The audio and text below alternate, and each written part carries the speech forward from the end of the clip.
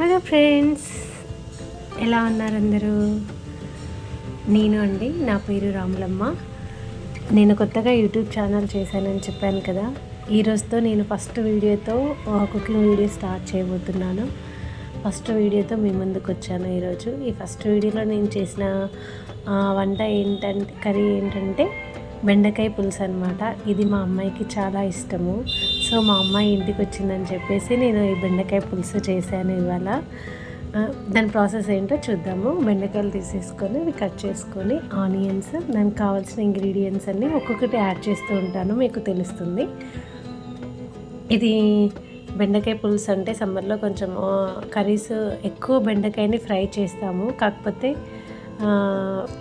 సమ్మర్లో ఏంటంటే పులుసులా పెట్టేసుకుంటే ఇంకా బాగుంటుంది. ఇది చూడ్డానికి చికెన్ గ్రేవీ ఫ్లేవర్లా, ఎగ్ పులుసు ఫ్లేవర్లా అలా ఉంటుందన్నమాట.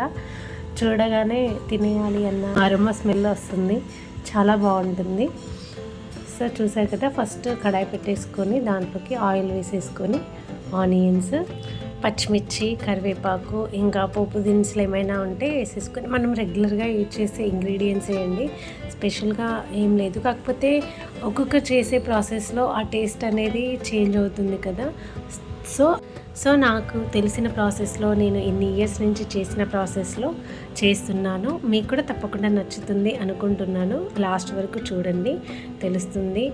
1 by 1 స్టెప్ వేసుకుంటూ మంచిగా బాయిల్ చేస్తూ ఉన్నాను.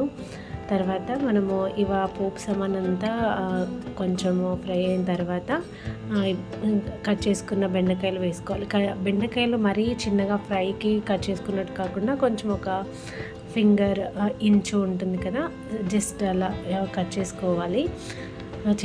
కొంచెం పొడవు కట్ చేసుకుంటే బెటర్ అనమాట. పులుసులో మనం కలుపుతున్నప్పుడు అవి డిస్టర్బ్ అవ్వకుండా ఉంటాయన్నమాట. ఇలా కలిపేసుకోవాలి. నేను మధ్యలో ఒకటి బెండకాయ కట్ చేయడం మర్చిపోయాను, కనబడలేదన్నమాట దాంట్లో. సో అది పక్కకు పెట్టేశాను అంతే. అదంతా కలిపి కొంచెం బాయిల్ అయిన తర్వాత మనము చింతపండు గుజ్జు అనేది చేసి పక్కన పెట్టేసుకుందాము. తర్వాత ఫస్ట్ దీంట్లోకి కారం యాడ్ చేసుకోవాలి. కారం అంతా పీసెస్కి పట్టేస్తే బాగుంటుంది.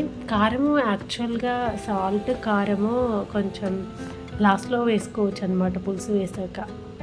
కొందరు అలా చేస్తారు, కానీ ఫస్ట్ కారం వేస్తుంటే పీస్కి బాగా పట్టేస్తుంది, కారం స్మెల్ అనేది లేకుండా ఉంటుంది అనమాట. ఇది వేసిన తర్వాత ఇప్పుడు చింతపండు రసం యాడ్ చేసుకున్నాము. చింతపండు రసం గుజ్జు తీసాను కదా, అది యాడ్ చేసుకొని ఇంకా దాంట్లో రిమైనింగ్ ఏమైనా గుజ్జు ఉందేమో తీసేసుకొని మళ్ళీ కొంచెం యాడ్ చేసుకున్నాం అనమాట.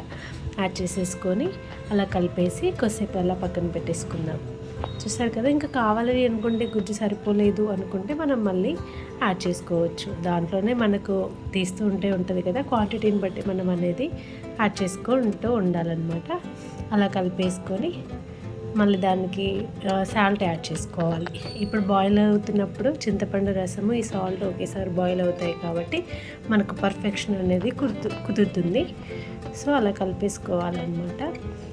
మీకు ఈ వీడియోలో కుకింగ్స్ అన్నాను కదా, కుకింగ్స్తో పాటు మీకు డిఫరెంట్ డిషెస్లో స్వీట్స్ అవి కూడా నేను చూపించడానికి ట్రై చేస్తాను.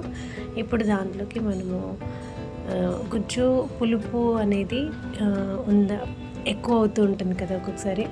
ఆ డిఫరెన్స్ అనేది తెలియకుండా మనం కొన్ని వాటర్ కూడా యాడ్ చేసుకోవాలన్నమాట. వాటర్ యాడ్ చేసేసుకొని ఉప్పు కారం సరిపోయాయా లేదా అని ఒకసారి టేస్ట్ చేసి చూసుకోవచ్చు. పర్లేదు, మన ఇంట్లో వరకే కాబట్టి టేస్ట్ చేసుకోవచ్చు.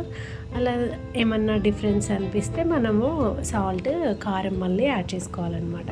యాడ్ చేసేసుకొని కలిపేసుకోవాలి. కొంచెం అది బాయిల్ అవుతున్న ప్రాసెస్లోనే మనము కొంచెము రైస్ ఫ్లోర్ యాడ్ చేసుకోవాలి. కొన్ని వాటర్ కలిపేసి, రైస్ ఫ్లోర్ ఎందుకంటే ఇది చిక్కగా వస్తుంది అనమాట మరి వాటర్. దాంతోపాటు మనం కొంచెము ధనియా పౌడర్ కూడా యాడ్ చేసుకోవాలి. ధనియా పౌడర్ లాస్ట్లో మస్ట్ అండి, చాలా టేస్ట్ బాగుంటుంది అనమాట. లాస్ట్లో వేసేసుకోవాలి. చూసారు కదా, ఇప్పుడు అలా మరుగుతూ ఉన్నప్పుడు మంచిగా కలిపేసుకొని అన్నీ సరిపోయా లేదా అని చెక్ చేసుకొని స్టవ్ ఆఫ్ చేసుకోవడమే. ఇప్పుడు చూసారు కదా, చూడడానికి చాలా బాగుంది. సో ఇది ఫ్రెండ్స్ బెండకాయ పులుసు అనేది. మీరు తప్పకుండా నచ్చితే తప్పకుండా ట్రై చేయండి. Thank you.